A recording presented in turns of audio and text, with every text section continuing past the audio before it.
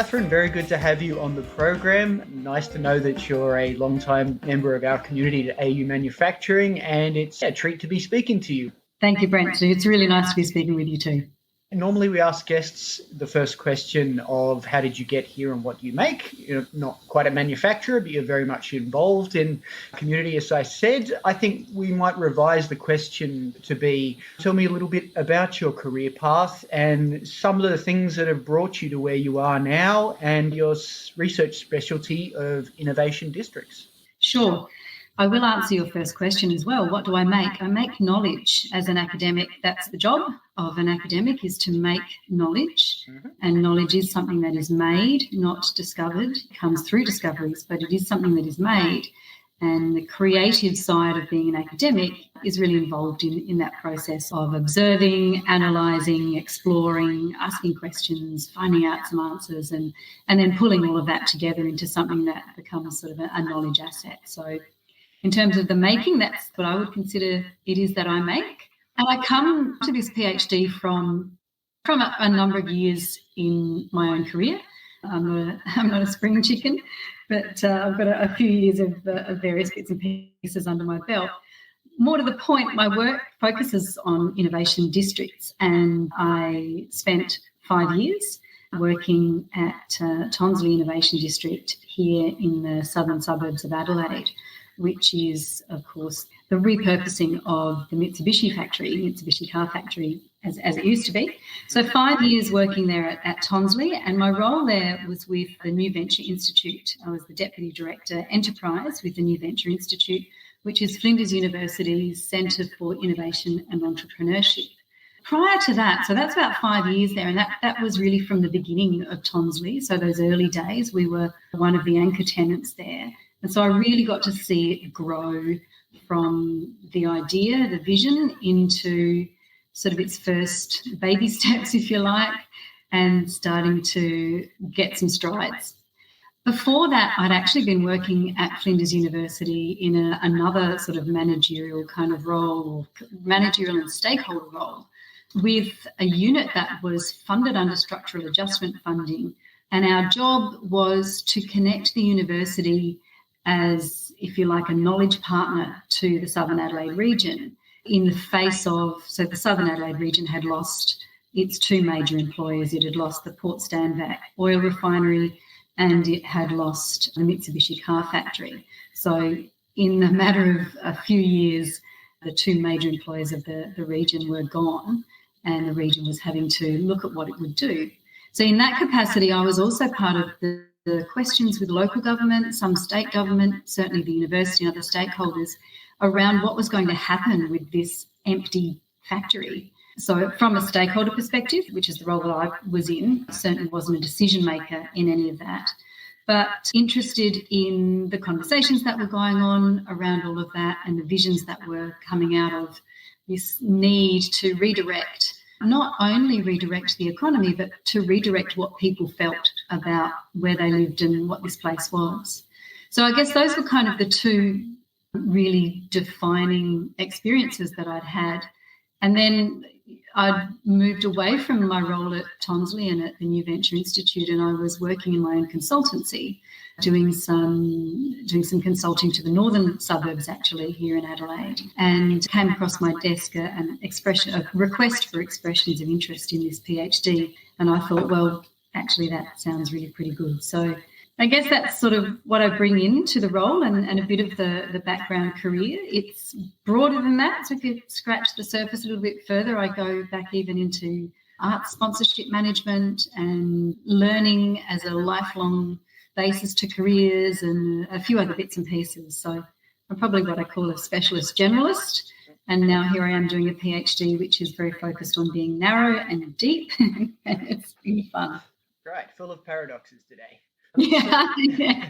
We're talking now because you recently won first prize in the 3-minute thesis competition at UniSA for your presentation on your PhD subject. Congratulations on that. That's a wonderful little achievement and certainly was of interest when it came across my desk and hence our conversation now. Yeah, before we get going any further, we're talking online about the distinction between clusters and innovation districts. I said clusters and you said, well, we're not quite talking about that.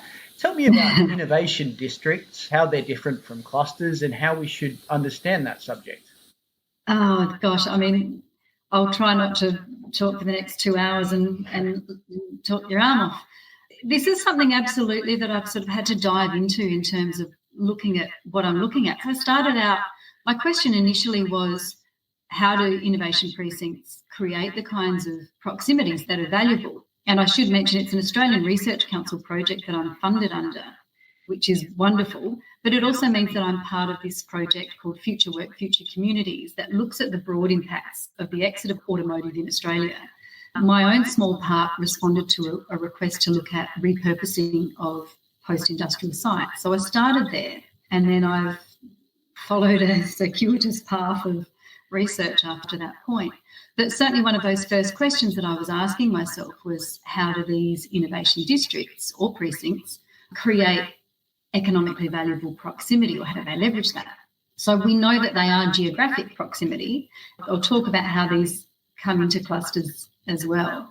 That we know that they're geographic proximity. We know that they often group like industries. But my question beyond that was, so, how does that unpack? How does that unfold to work?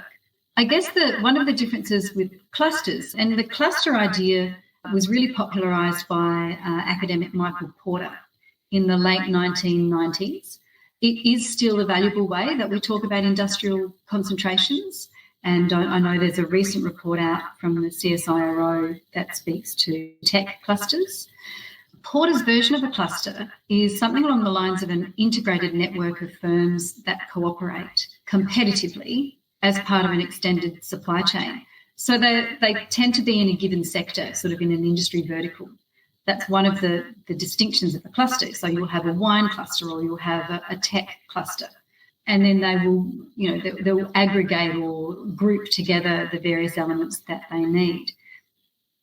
So part of the interesting thing about Porter is he's very hot on competition. So he saw clusters as being almost like a idealised space of competition where there'd be this jostling, and he uses the word jostling, there'd be this jostling between the various firms for their success, and through that jostling of competition would come aspects of collaboration.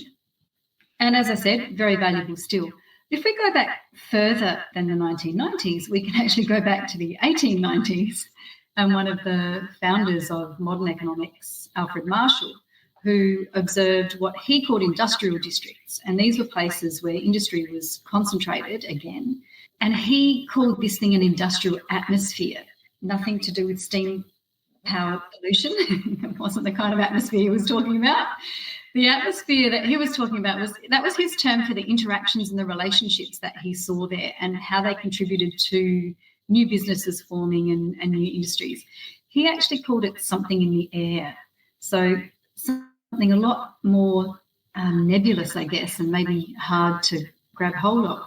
But one of the other interesting distinctions with Marshalls and Marshallian industrial districts is that they sort of centralise the cooperation almost first. So in my mind, there's almost this, do you compete to collaborate or do you collaborate to compete? Now, of course, the world is not made of binaries, and so it's neither one nor the other. But there are a few distinctions there between clusters, industrial districts, and then when we bring the innovation district in, we're starting to talk about, I think it's a bit of a new beast as well. And this has been something, this is part of the findings, is to try and identify what these innovation districts are. Is it just a new name for an old thing, or is it something that is distinct? A couple of things that do seem to be distinct in innovation districts. One is that they are urban regenerations. So across the globe, they tend to be urban regenerations. They are repurposing of former areas. Some might be old docklands. Obviously, Tonsley is an old factory. So there's that urban planning that comes into it, and that's a bit distinct. They also, as urban planning spaces, they engage with residential areas as well, and they engage with places for public.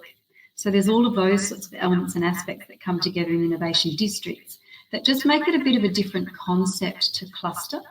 And it really brings to the fore the notion of place, but not just location. It actually brings into the built environment as well. And we certainly see that with something like Tonsley, which has, really lovely architecture and, it's quite striking. These are quite striking places. So it's a bit different from the cluster idea in those ways. Right. Well, thank you for the explanation. I see that it's my substituting of cluster for innovation district or vice versa is not quite the way to go now, and that's fine. We always learn something new. Let's hear about innovation districts in Australia so we can go with some concrete things to think about. Tell me about some of the districts you've looked at and how they emerged. Sure. My research specifically is a comparative case study of 2 sites. So, really what I spent the last 3 years looking very closely at is 2 sites. They are Technology Park Adelaide and Tonsley. So my work zooms in on those 2 cases. Look, I think it's fair to say that COVID had something of a role to play in the design of my research. I wanted to be able to be present in my research. That's the type of research that it is. So wanting to go and see these places and touch them and be in them and experience them. I guess that's the main 2 sites that I look at. How do they emerge is quite interesting. And again, look, all of the language does float around these sorts of places. How do they emerge? Well, really, they're constructed. That's the reality. Across Australia and across the world, where we find these places is they're not really emergent. So we often think of groupings like this, of sort of clusters and districts and those concentrations. We sort of think that they might just emerge through the availability of resources or favourable conditions. But the innovation district itself, it's really a place-based policy strategy that's constructed. So it's really about public leaders. So it might be state governments, it might be national governments, might be local governments. Also universities are quite often involved in this sort of idea. So it tends to tap into a bit of a triple helix notion. And it's about the construction, a strategic construction of what sort of industries will take that place into the future. So from that perspective, it sort of brings together a few different aspects. When policy is made, policy will look at those existing strengths that there are locally, and it might sort of seek to foster a few different aspects of that. So if you look at Tonsley and even Tech Park, so Tonsley is probably closer to that innovation district notion than Tech Park, being Tech Park was founded in the mid-1980s. And Tonsley in the mid-2010s. So there's a bit of a difference there in terms of the places that they are and how they're constructed, and then what emerges through that construction. So I guess the way that I'm looking at it is less how do the places themselves emerge, it's more how the place is constructed and then what emerges from what is constructed. So what emerges when you put all of these things in place? If you imagine that you had a set of ingredients and you thought, right, well, we're going to make sure that we've got some high tech and we've got some big cranes and we've got some excellent laboratories and we've got some skills and knowledge, and we're going to put all of that together in a place that's appealing. My research really looks at what happens then, what emerges from that soup, if you like. Let's perhaps consider some overseas soups. Let's look at what's been constructed and emerged at an international level. There are probably some famous examples. You mentioned that you're comparing 2 precincts in Adelaide or around Adelaide. Are there any international examples that you've looked at in your research, and what would you like to say about some of those? Sure. So I guess the 22 at Barcelona is an urban redevelopment in Barcelona, encompasses the docklands and a fairly large swathe of land over there. And it's pretty much considered to be one of the exemplars of innovation districts. What that does is they did have very strong municipal leadership, so very strongly driven from the municipality that was looking at, well, we need to, I guess it's those things that I mentioned with Tonsley before, we're needing to upgrade economically. So we need to make sure that this place, this neighbourhood, has good economics to it. It needs to have thriving businesses. We need to be able to get people thinking entrepreneurially. We need to be able to harness some innovation and get that going as well. But we also need people to have jobs. We need to have the money flowing, but also we need to tell a different story. And so I think for me, that's something that gets centralised in the innovation district idea, is that it tells a different story. And so where you have areas of previous downturn or even the threat of downturn. So, we know in business that economies might have a downturn, but at the same time, there might be other things that kind of threaten that. And in thinking about Tech Park, it might be back in the 1980s, the increase of various technologies and digital technologies that were really coming on the scene and appearing as something that really needed to be addressed.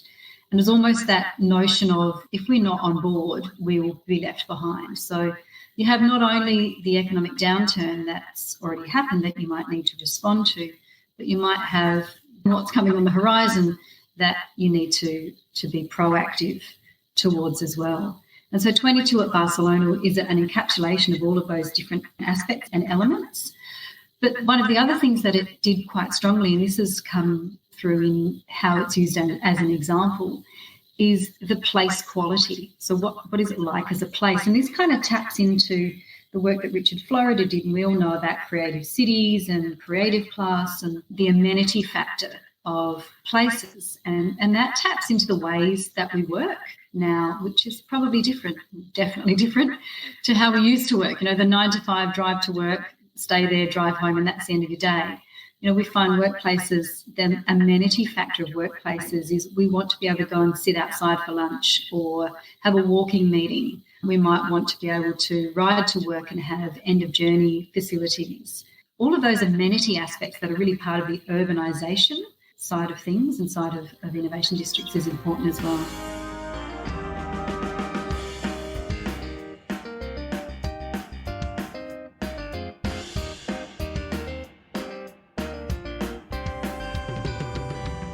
And so the media release through which I found out about your thesis the other day mentioned Silicon Valley, and over the years you sometimes hear people say that Australia needs to have its own Silicon Valley or at least learn a few lessons from it. What's your point of view on this, of hearing people make such comments and what we might be able to learn from Northern California? Look, I love that you picked that out of the media release, and it certainly is in my presentation for the 3-minute thesis.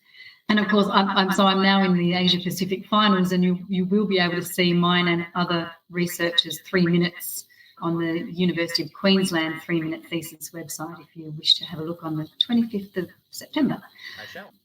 Just a quick little plug for the next one. I find them really interesting because it's difficult to get a researcher to tell you in 3 minutes what they've been doing for 3 years or 4 years. But to come back to your question, people stand up and they take note when you say Silicon Valley because it is such a used term.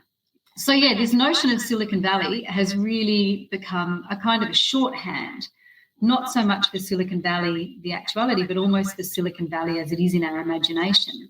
And we hear about the next Silicon Valley or the new Silicon Valley.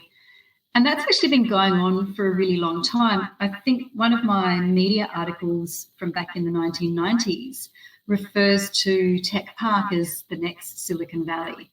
So it's been going for quite a while. And I do always wonder about it, I have to say. I guess my personal mantra, a bit of a throwaway line perhaps, but it's that Silicon Valley's already been done. So let's do the thing that we need to do. And it might be a bit of a throwaway line, but what it really focuses on from my perspective is, so my work feeds into economic geography, and the geography part of the economics is really important. And that's what it's about. It's about saying that places are contextualized. It's not, we can't just go, hey, let's all have a Silicon Valley. You can have a Silicon Valley and you can have a Silicon Valley. We all get one. Yep. It's not about that. It's about saying, okay, what have we got here? And that might be Adelaide, and that might be Sydney, and it might be Brisbane. What have we got here that works with where we are and works with how we are? And really, that's the real emplacement, if you like, of those notions of Silicon Valley. We do know that broadly, yes, we wish to emulate the success of Silicon Valley, absolutely. And there are aspects of that come into, we can sort of see the spin-outs that happen in Silicon Valley from people who worked in one company and then they break away and they form their other company and all of those sorts of things. We can see that that's present. We can see that there's a real concentration and a focus of skills and talents and we absolutely, we want to emulate that one too. not less well known, but what gets a bit less attention is the role of state government, or role of government, not state government, but the role of government in Silicon Valley and the role of government investment in Silicon Valley. And if you want to follow up on that, I'd recommend Mariana Mazzucato's book on entrepreneurial state, which is really good. Yep, definitely on my reading list, but I just haven't got around to it. But, it's a good one. But I guess there are a couple of things that are contextually just so different between Silicon Valley and certainly Australia. And one of those is the role of government and how government gets involved in economic development and in markets. That's a really big difference between here and there, and even down to the social supports and social structures that we have through policy and responses. They're very different. So I think there's caution to be had as well as being able to look at Silicon Valley and say, wow, it's so successful, what can we learn from there? When you're making the soup, you need the right ingredients, but I'm sure the ingredients on their own aren't the only thing, and there are many ways you could make a hash of the recipe, or many things that can go wrong despite the best intentions. Things fail. Innovation precinct's no different. I would guess, there's no surefire recipe for success, and that may or may not be correct. It's just a guess, as I said. What's your point of view? Yeah, look, I think surefire ingredients to success sounds really appealing, doesn't it? And honestly, if I were in government, and someone said, hey, we've got surefire ingredients for success, I'd be going, excellent, I'll take 10. But I think, as we talked about with Silicon Valley, the reality is much more contingent. There are happy accidents, and sometimes there are not so happy accidents. And surefire ingredients for success is perhaps more of a sell than the reality. There are a few ingredients that I've looked at that have emerged from my interviews. So my research looked at probably close to 200 websites, media articles, government documents, and I ran interviews at both of the sites. So I ran interviews with entrepreneurs, with CEOs, with policymakers, and with district coordinators, people in coordination roles at districts. So I did, out of all of them, I certainly distilled a few things that were working. Now, that's different from saying they're surefire ingredients. You just put one of those in and boom, off it goes. But it's certainly enough to say those are the things that I can demonstrate from my findings that are the things that are working here. And these are the ones that are perhaps not working quite so well. And so it gives you, sort of maps out a bit of a roadmap of what those elements and aspects are. But more importantly, the findings that I've generated, those findings have shown that it's actually the intersection of the ingredients that really is where it all happens. So it's not as simple as going, okay, we need this and we need that and we need that and we need that. It's not as simple as saying, here are the ingredients, put them in that place and off it goes. It really is about the intersection between those ingredients. And I don't mean the intersection between people. I don't mean the network relationships. That is part of it. I mean all of the aspects. So, for example, there is a kind of a rhetoric about these sorts of places that says, look, people are just going to have these happy collisions. They're going to bump into people, bump into others, and then they'll have a conversation in the coffee line and they'll start talking, and that's how it all happens. There's this sort of, and that's sort of almost that going back to there's something in the air kind of notion, right? My research shows that that's not quite the case. It does show that, yes, people do talk to others, and there is that atmosphere is really important. You want it to be an innovative and entrepreneurial atmosphere that makes you feel good. These are affective places. But for the most part, those that I spoke to said that they use those chance meetings to reinforce maybe someone that they already know, or they might see a logo on someone's shirt and go, hey, I actually need to follow that one up. So in the main, it doesn't happen from those chance meetings. You also need to have opportunities for planned strategies. So to be able to say, yep, here's my strategy. I know Tesla is on site and I really want to talk to them. Oh, look, there's the person with the Tesla T-shirt in the line. Now I'm going to go and talk to them. So it needs that sort of planned strategy, but also facilitated connection. That came through really quite strongly, that facilitated connection is really important. And I think when we're looking at what's not working quite so well, sometimes that's a really large part of it. The second point is that they are constructed places, so they are planned, and part of that planning makes decisions. There is selection into who's going to be there. Now, that selection isn't always ironclad, so you might find that you select into a particular industry area, but there are other people from other industries that are also involved in this on-site.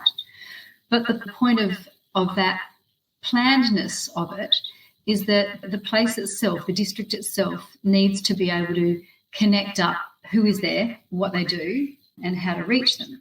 So it needs to provide for an understanding of the capabilities that you have and that you're going to create as well, but it needs to connect them up with economic strategies and economic priorities. So there's that connection all of the way through. And then finally, coming back to that coordination point, is that they're really not set and forget, at least at this point, as in terms of what I can see, and not only here but globally. They're not set and forget strategies. So you don't just build it and they'll come, or activate it and it stays activated. Looking at Tech Park, you can see how Tech Park has kind of changed and morphed over years from what was broad technology commercialisation to what is now much more strongly into defence, as a defence precinct. So there's change that happens over time as well. I wanted to mention Geelong because that's like Adelaide, a part of the world that lost the automotive industry, which is a large employer there, as well as a few other oldie worldy manufacturing type businesses like Alcoa. You know, I don't know it intimately, but I've always enjoyed visiting there because it seems to have a lot going on in terms of companies that have adapted to pursue new lines of business in and around manufacturing. It's got a lot of startup activity, and it looks like a lot of the good things going on have not happened by accident. There's been a lot of planning, a lot of considered thought as to what happens next. I thought perhaps it might have been something you may be familiar with and you might have given some thought to. And broadly speaking, like Geelong, like Adelaide, are there any other examples of places that have been able to reinvent themselves, and are they relevant to this discussion we're having about innovation? I love the fact that you've mentioned Geelong. I have 3 excellent supervisors in my PhD, 2 of whom have done some research into Geelong and, in fact, what has been able to make Geelong successful. How has it prospered after deindustrialisation? A couple of things that they were able to find was the state-led recovery initiatives that were really, really impactful in terms of that. But not only those, there was strong lobbying and local initiatives as well. The urban planning strategy was really important. So it kind of balanced a few different aspects and areas as a whole city. And of course, as I mentioned, mine is looking at a microcosm of a city just at the district level. But when they looked at that wider scale, if you like, there were major infrastructure projects, transport linkages. The construction of the Avalon Airport was part of that as well. But then also employment initiatives. They looked at Bowen Health, and that was a bringing together of a number of different subsidiaries that came together in one. But also they really foregrounded the impact of lobbyists and local people standing up and saying, no, we really want to be able to succeed, and we want to make sure that this place doesn't go under. So one of the interesting things about Geelong, or that the Geelong case showed, was that rather than being sort of a triumph of the plucky bootstrap founders, it really has succeeded because of lobbying, local development interests, but really large investments from state and federal governments, policy interventions, but also how those married up with the local agency, so the agency of the local lobbyists and the local institutions to really start to move Geelong forward and give it its success. We're drawing more or less to the close of this interview. A last question I like to ask guests is, in your opinion, is there an issue within manufacturing that isn't getting the attention it deserves from the public, from policymakers, from the media? What are your thoughts? Oh, that's a great question. Not a small one to finish on, hey, Brent? No, it's not meant to be. Wow, no, it's a really big question. I guess there's 2 ways to answer it. One would be for me to riff off personal opinions, and I guess my personal opinions and interests certainly lie in making sure that we have a strong manufacturing sector in Australia that value adds to what we have here, and all sorts of things like renewable energies. And there's so much in that space that is a lovely area to dive into. But to come back to, I guess, the reason for our conversation today, which is the work that I've been doing in researching innovation districts. I guess the call to action that I'd probably say would be, so there was an Australian stocktake of innovation districts done in 2019 that identified more than 56 sites that they've called innovation districts. Now, I'll just leave that where it is. But if we're going to have these places and if we're going to create this network of innovation places, well, my call to action is to make sure that we maintain what they are and that we keep them vibrant, and that there might need to be investment for that. So I guess one of the key things that came out of my research is that they do need this ongoing coordination. So coordination and governance are really important for innovation districts. Innovation districts are not all or completely manufacturing. They will be more or less depending on the individual innovation district. But I think there's that need for strong governance, but also funded coordination, however that happens, and there are different models around the world, is really important. And I guess that's something that I do see is a question amongst policymakers and policy implementers, and is certainly a need to be addressed. It's been a fun conversation, and I appreciate you making the time. Good to have you on A Manufacturing Conversations, Kathryn. Thank you very much. It's been a pleasure.